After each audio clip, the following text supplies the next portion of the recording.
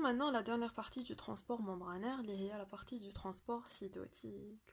On fait encore le rappel, on a le transport perméatif et le transport cytotique. Le transport cytotique, c'est celui qui s'occupe des substances de gros poids moléculaires, ainsi que les bactéries et les virus. Maintenant, le transport perméatif, le transport, le glucose, les ions et tout, c'est des petites molécules de petits poids moléculaires. Mais les plus grandes molécules, qui sont les gros protéines, les cellules peut-être, les débris de cellules, doivent être transportés par un transport plus complexe qui est le transport cytotique. Il se fait à l'échelle cellulaire, d'accord, comme la cellule il se fait à l'échelle cellulaire, donc on parle de toute la cellule. Il déforme la membrane plasmique, contrairement au transport perméatif. Il est observable au microscope. Les molécules sont emballées dans des vésicules. En fait, le mot cytotique vient du cytosquelette. C'est l'organisme qui est les cellules تبعنا, et c'est lui qui s'occupe de transporter les molécules à travers la cellule, soit soit le transport cytotique. Donc, on l'a appelé cytotique parce qu'il sera à travers le cytosquelette. Maintenant, on va voir le transport cytotique, en quoi il s'agit. Il faut savoir qu'on a le processus cytotique deux types de transport, soit vers l'intérieur, soit vers l'extérieur. Qui compte vers l'intérieur, les molécules, on l'appelle endocytose. Qui compte vers l'extérieur, les molécules qui comptent dans les vésicules, dans la cellule, et ils vont sortir, l'exocytose. Donc, vers l'intérieur, endocytose, vers l'extérieur, exocytose. On va commencer d'abord par l'endocytose. L'endocytose, c'est le processus par lequel les cellules retiennent une fraction du volume extracellulaire. Maintenant, il y a un volume qui est à l'extérieur de la cellule, il va être retenu par la cellule dans des vésicules. D'accord? À l'intérieur d'un compartiment membranaire. Le compartiment membranaire, c'est la vésicule. Ça joue un rôle dans diverses fonctions physiologiques. C'est un phénomène actif, d'accord? L'endocytose, c'est un phénomène actif, consommateur d'énergie. Il ATP. Elle sera classée les critères suivants, d'accord? Donc, c'est la définition. Il faut savoir qu'il y a trois types d'endocytose, d'accord? La pinocytose, la phagocytose et l'endocytose par récepteur. Les critères de différence entre ces trois, c'est le volume endocyté, la présence ou non d'un revêtement protéique sur la face cytosolique des vésicules endocytées, la nature chimique des éléments internalisés endocytés. Donc, les trois types d'endocytose, on les diffère d'après le volume, la présence ou non d'un revêtement protéique sur la surface des les récepteurs, et la nature chimique des éléments endocytés. Maintenant, le volume est-ce que كانوا كاينين des récepteurs pour cette molécule et sa nature chimique. On commence d'abord par la pinocytose. Pinocytose est la plus simple. C'est la capture et l'absorption par la cellule de macromolécules. D'accord, macro parce que cytotique. Et de solutés dans de petites vésicules lisses, non recouvertes, diamètre d'environ 100 nanomètres. Comme tous les solutés dissous dans les gouttelettes sont englobés sans discrimination, la pinocytose ne constitue pas une forme de transport spécifique. Tous les solutés dissous dans les gouttelettes sont englobés sans discrimination. Maintenant, on n'est pas en train de choisir les macromolécules l'hydrolona par pinocytose. Kamel, ils vont entrer. Du coup, la pinocytose ne constitue pas une forme de transport spécifique. Donc, la pinocytose n'est pas spécifique. Il n'y a pas d'intervention de récepteurs membranaires, contrairement à l'endocytose à récepteurs que nous verrons par la suite. Du coup, l'endocytose à récepteur, c'est un autre type d'endocytose. Non, la pinocytose, on n'a pas de récepteur. Qu'est-ce qu'il y a à retenir ici? C'est que c'est la capture et l'absorption des cellules des macromolécules. Logique, c'est la définition de l'endocytose. C'est que la pinocytose, c'est pas un transport spécifique et que mandage des récepteurs. Voilà. Donc, c'est l'entrée, elle n'est pas spécifique parce qu'il n'y a pas de récepteur. Déroulement de la pinocytose, un apiégeage des particules, pincement de la membrane plasmique, il sera qui sur le Formation d'une vésicule lisse qui fusionne avec d'autres vésicules, qui formera un endosome précoce. Donc, le piégeage, le pincement de la membrane, qui quand elle se pince, elle va former une vésicule, qui dans le cas des vésicules, on va les appeler l'endosome. Ça, c'était la pinocytose. Sous microscope, voilà comment on la voit. Regardez, il y a eu un piégeage, un pincement, et puis l'entrée, ça nous a formé une vésicule. Vous voyez ici qu'il y a différents types de molécules. Mais il y a aussi ces violets, parce que c'est pas sélectif. D'accord. C'est tout pour la pinocytose. Maintenant, le deuxième type, la phagocytose. On la connaît kamel, c'est le bal'ama. شفناها في الباك ou bien avant. C'est la forme d'endocytose caractéristique des cellules spécialisées du système immunitaire appelées phagocytes, les macrophages professionnels. Les phagocytes professionnels, les macrophages et certains leucocytes. Elle correspond à la capture, l'ingestion et la destruction dans une vacuole spécialisée. Il se mot phagosome, diamètre d'environ 250 nanomètres. Des micro-organismes, des cellules apoptotiques et des débris cellulaires. Vous voyez, ce n'est pas des macromolécules bulk. Il y a des micro-organismes. Soit des virus, soit des bactéries. Donc, c'est des micro-organismes. Des cellules apoptotiques et des débris cellulaires. C'est quoi les cellules apoptotiques? Vous savez que toute cellule في le corps تاعنا عندها مدة محددة تاع la vie تاعها. كيما les globules blancs, après 100 jours, ils vont mourir.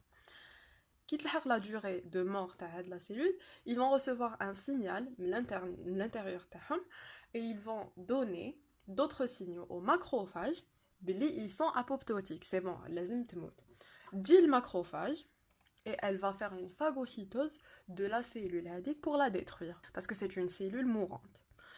Et des débris cellulaires qui connaissent des cellules qui ont été détruites par des virus ou par des macrophages.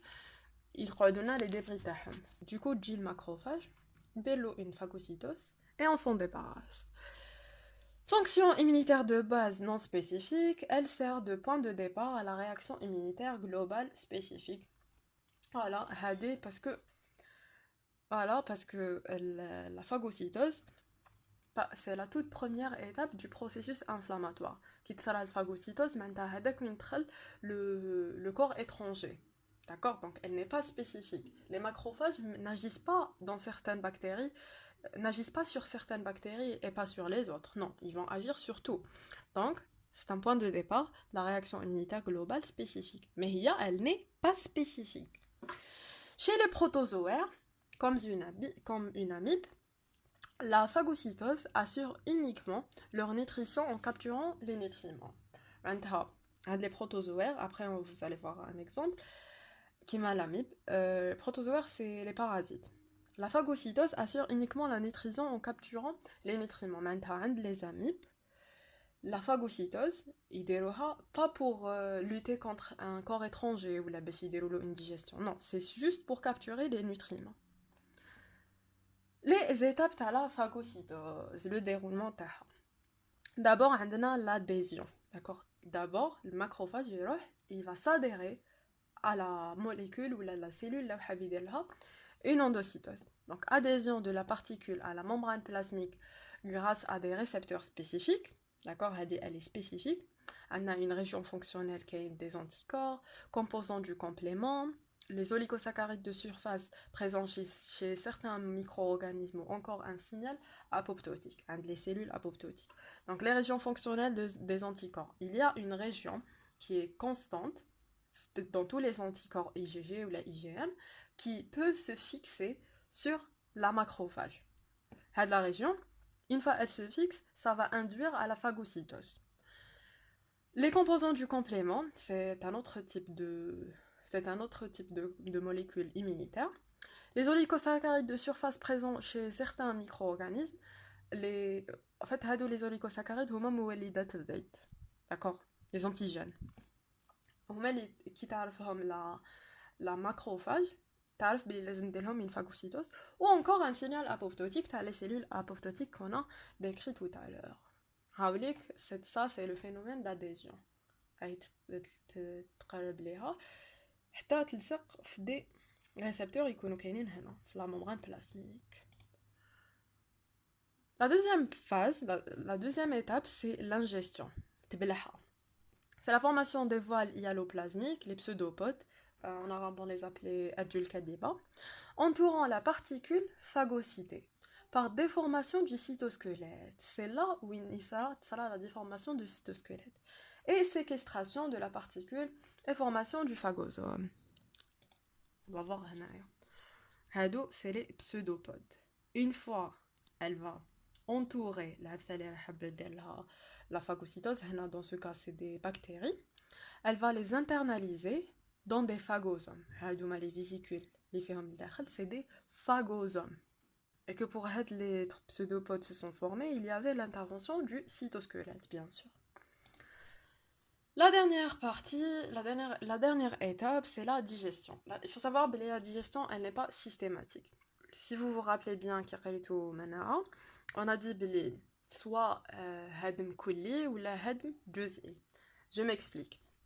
Maintenant, une fois la phagocytose est arrivée, le corps étranger derrière la phagocyte, derrière le phagosome, on a besoin soit de le détruire complètement, il y a une digestion complète, ou excrétion, soit on peut laisser les polysaccharides ou là, quelque chose qui va aider l'immunité spécifique. Voilà. Donc, elle n'est pas systématique. Donc, la digestion est systématique quand on doit détruire tout ce qu'il y a dans le phagosome, mais on ne la fait pas pour l'immunité spécifique. Voilà. Elle est consécutive à l'accolement et à la fusion des lysosomes avec la membrane du phagosome, constituant ainsi un phagolysosome. Le lysosome est la digestion, j'ai des enzymes, duquel les divers enzymes vont se déverser et selon leur spécificité, s'attaquer aux divers constituants de la particule ou du micro-organisme. Donc, les lysosomes, les phagolysosomes, ils vont attaquer ce qu'il y a dans le phagosome. Allez. Donc, l'adhésion, l'ingestion et la digestion. Encore un dessin, la reconnaissance qu'on a appelé l'adhésion, puis l'ingestion avec les pseudopodes, voilà.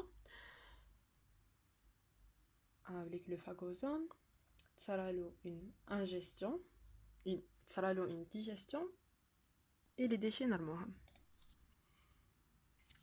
La remarque à retenir que je vous ai dit tout à l'heure, chez les protozoaires, c'est une amibe. La phagocytose assure uniquement la nutrition en capturant les nutriments. Maintenant, tout ce que l'amibe va endocyter, va phagocyter, c'est pour se nourrir. Qui les sucreries, les acides aminés et tout, les amibes doivent faire le mode de c'est la phagocytose. Voilà, c'est ce qu'il y a à retenir. Maintenant, l'endocytose par récepteur. Elle est hautement spécifique et très sélective. Impossible, elle fait entrer quelque chose au hasard. On a la pinocytose d'abord, c'était pas spécifique, il n'y avait pas de récepteur. La phagocytose, elle est spécifique, d'accord, parce qu'il y a le processus d'adhésion. Mais là, non, l'endocytose par récepteur, elle est plus spécifique et très sélective. Elle ne peut pas faire entrer quelque chose, mais elle est sûre que la molécule لازم تدخل. Donc, elle est caractérisée par la formation de vésicules à manteau. D'accord, donc je vais vous remettre les vésicules. Se déroulant au niveau des régions spécifiques de la membrane plasmique, contenant des protéines transmembranaires, servant de récepteurs et recouvertes de leur face interne ou cytosolique par des protéines formant un revêtement. Ça. Donc je vous remettre les protéines. On a deux types de récepteurs. Endocytose par récepteur dépendante de la clatrine. Sinon, l'endocytose par récepteur dépendante de la cavéoline. Cavéoline, je finis déjà le cours de la membrane plasmique. Donc, nous allons la clatrine. L'endocytose dépendante de la clatrine, c'est la principale voie d'endocytose pour la majorité des cellules. D'accord. Donc, باش دير une endocytose spécifique, لازم تجوز على la clatrine. C'est un mode de collecte sélectif et efficace de macromolécules. Même si elles sont présentes à des concentrations relativement faibles, maintenant, les molécules اللي تكون برا, même si تكون minime, très très minime, même si la quantité تاعها تكون très très minime, elle va être retrouvée par la cellule grâce à la clatrine. Ce processus conduit à la formation de vésicules recouvertes de clatrine. Les vésicules recouvertes ont un manteau de clatrine. Ce type d'endocytose peut intervenir dans 3 cas. On a l'internalisation de complexes hormones polypeptidiques récepteurs. D'accord, pour l'arrêt à la réponse. Qui connaît un hormone, le récepteur et il commence à donner un signal la cellule. Une fois c'est bon, on n'a plus besoin de cette cellule, on peut une endocytose parce qu'il y a la clatrine. L'endocytose de cette hormone, une dégradation parce qu'on n'a plus besoin de l'effet TAO. Dans le cas des hormones, ils ne peuvent pas se détacher. Maintenant, l'hormone, il surfe le récepteur TAO. Une fois qu'il mène, endocytose. Le deuxième rôle de la clatrine, c'est le transport des anticorps de la mère vers son bébé au cours de la lactation. Les anticorps maternels, le lait maternel, ils vont être pris par le bébé. L'absorption, ils vont être internalisés vers la cellule par une endocytose dépendante de clatrine. Le troisième rôle dans l'endocytose par clatrine, c'est le transport du cholestérol contenu dans le LDL vers les différents types cellulaires pour le renouvellement de la membrane. Ça, LDL, c'est du cholestérol. La membrane. Donc, le transport de LDL, une endocytose par clatrine. Avec la structure de la clatrine, regardez, on a l'adaptine, c'est le milieu intracellulaire, cytosol. Et les puits recouverts de clatrine. Après, il y a un manteau. Regardez très bien. Hadia, la molécule qui est transmembranaire, site de liaison au LDL, le récepteur protéique. Donc il a une partie transmembranaire, une partie intramembranaire et une autre. C'est très important de connaître la structure des clatrines parce qu'il y a une maladie héréditaire, l'hypercholestérolémie familiale ou maladie HF. H hypercholestérolémie et F familiale. Hadi, c'est la structure normale qu'on vient de voir. Chez les patients qui ont une hypercholestérolémie familiale, il y a un décalage. Voilà, pathologie liée à l'altération par mutation des récepteurs de LDL chez l'homme. Regardez, je suis l'adaptine, normalement la partie transmembranaire, mais oui, je laisse rien. Ça arrive grâce aux mutations parce que ça reste des protéines. La mutation de les gènes tu peux la forme. Du coup, qui dit l'LDL et il va s'attacher les protéines transmembranaires, il ne peut pas être endocyté parce que l'espace Win, il connaît l'espace Win normalement il connaît la clatrine est vide. Du coup, ça va causer le problème de l'endocytose. Du coup, ça va causer le problème de l'endocytose du LDL. L'LDL qui va être vers la cellule, il va accumuler dans le sang ou dans l'espace extracellulaire. Et il y a une hypercholestérolémie familiale. Le deuxième type d'endocytose à récepteur, c'est l'endocytose dépendante de cavéoline. Là, on doit revoir le cours de la membrane plasmique. C'était la dernière partie de le cours. On a fait la notion des radiolipidiques, les RAFT ou les microdomaines lipidiques. C'est quoi les microdomaines? C'est un rappel. Ce sont des domaines membranaires spécialisés qui se déplacent sur un gradient de densité. D'accord. C'est les RAFT. La composition ont des phospholipides à longue chaîne saturée, les sphingolipides. Donc les sphingolipides ils les RAFT. Des glycosphingolipides. La partie elle est riche en cholestérol. On a une protéine à un seul domaine transmembranaire, protéines ancrées par GPI ou acide gras, et des protéines courantes à la face intérieure, les cavéolines. D'accord? Donc, les cavéolines, ils connaissent les RAFT. Qu'est-ce qu'on a dit d'autre? On a dit que les rafts, c'est des régions plus épaisses que le reste de la membrane plasmique. Vous voyez, le reste de la membrane plasmique, et là, c'est les rafts. Donc c'est plus épais. Ils sont de faible densité. Ça, l'origine de l'appareil de Golgi par exocytose. Le devenir des rafts, ce sont des sites d'une endocytose par récepteur dépendant de cavéoline, le transport cytotique. Donc ce sont des sites d'une endocytose par récepteur dépendant de quoi? De cavéoline, mais cyclatrine.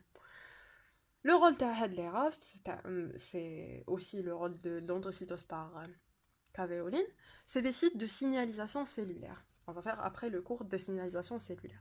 C'est des sites d'infection virale par endocytose. D'accord? Donc, qui dit un virus et il veut entrer vers la cellule TANA, les virus spécifiquement l'hydrolo par endocytose, et les récepteurs dépendants de cavéoline. C'est là où ils vont se fixer. Et aussi, c'est le site d'entrée de certaines toxines bactériennes. Donc, que ce soit les virus ou les toxines bactériennes, ils vont entrer la partie تاع cavéoline. Voilà, les cavéolines qui sera la vésicule qui sera formée la cavéole et la protéine اسمها cavéoline. Voilà. Pour récapituler, on a 3 types d'endocytose, qui est la pinocytose. Elle n'est pas spécifique, elle fait entrer plusieurs types de molécules à la fois. Et elle n'a pas de récepteur. La vésicule formée n'aura pas de récepteur. Le deuxième type qu'on a vu, c'était la phagocytose. La vésicule formée sera appelée le phagosome. Et le dernier type qu'on a vu, c'est l'endocytose par récepteur. Une vésicule recouverte d'un revêtement. Voilà, c'est tout pour l'endocytose. Maintenant, on va voir l'exocytose, le deuxième type de transport cytotique. C'est le phénomène inverse à l'endocytose. D'accord? C'est l'inverse. L'endocytose, ça rentre. L'exocytose, les vésicules sont déjà dans la cellule et elles vont sortir. Toutes les cellules eucaryotes ont la faculté de séquestrer de divers composés. Maintenant, comme les cellules de le corps, ils séquestrent, mais ils déroulent des vésicules de plusieurs composés. Logiquement, qui traitent les protéines, le Golgi, l'appareil de Golgi, ils connaissent des molécules. Voilà, donc, c'est la définition. Les molécules exocytées ont plusieurs destinées. Maintenant, une molécule qui a plusieurs destinées. Ça peut rester étroitement accroché à la membrane plasmique, qui met les protéines transmembranaires. Il faut savoir que nous des vésicules. Et constitue une matrice extracellulaire emplissant les espaces libres entre les cellules. La matrice extracellulaire fait des protéines, du collagène et tout, qui sont sorties de vésicules de cellules. Ou là, ils sont émis dans le milieu intérieur, qui met les hormones, ou dans le tractus digestif, qui met les enzymes. Maintenant, les hormones, ils doivent sortir. Les hormones doivent être transportées vers la circulation sanguine. D'accord? C'est le milieu intérieur ou dans le tractus digestif qui met les enzymes. Les enzymes, c'est des protéines qui nous donnent des vésicules qui servent pour la digestion de l'exocytose. Voilà. L'exocytose désigne le mécanisme d'excrétion de ces composés. Donc, ils ont des protéines. Ça la donne une exocytose, ils vont sortir. Soit ils sont dans la matrice extracellulaire, soit ils sont dans la membrane plasmique, ou là ils vont être déversés dans le sang ou ailleurs. Qui m'a le cas les hormones, avec le glucagon, il a été déversé, il a mis le sang. Il y a aussi les cas des neurotransmetteurs, ils sont inclus dans des vésicules. Et une fois qu'ils ont le flux nerveux, une fois qu'ils ont les cellules asabiya, ils doivent être exocytés. Voilà. Ils doivent être exocytés. Il faut savoir qu'il y a deux types de grandes voies de l'exocytose. Il y a l'exocytose constitutive. Et de ce fait, tellement qu'il y a une bzaf les types, on a deux grandes voies de l'exocytose. Il y a une exocytose constitutive, par laquelle certaines protéines sécrétées aux membranes, ainsi que les phospholipides, donc les phospholipides l'exocytose, sont continuellement acheminés vers la membrane plasmique au moyen de petites vésicules. Maintenant, les petites vésicules qui s'appellent exocytose, la membrane plasmique, on appelle ça l'exocytose constitutive. L'exocytose induite, dans laquelle des vésicules de stockage sont mises en œuvre, celles-ci ne fusionnent pas avec la membrane plasmique que lorsque la cellule a reçu un signal extracellulaire bien précis. Maintenant, la cellule a le signal que les enzymes ou les hormones c'est là où l'exocytose induite. Induite par quoi? Par le signal. Voilà, Hamlik, donc l'appareil de Golgi, les vésicules. Maintenant, on a deux types. Soit constitutives, les molécules de la membrane plasmique. Sinon, induites. Ça a un signal où il les molécules. Et voilà.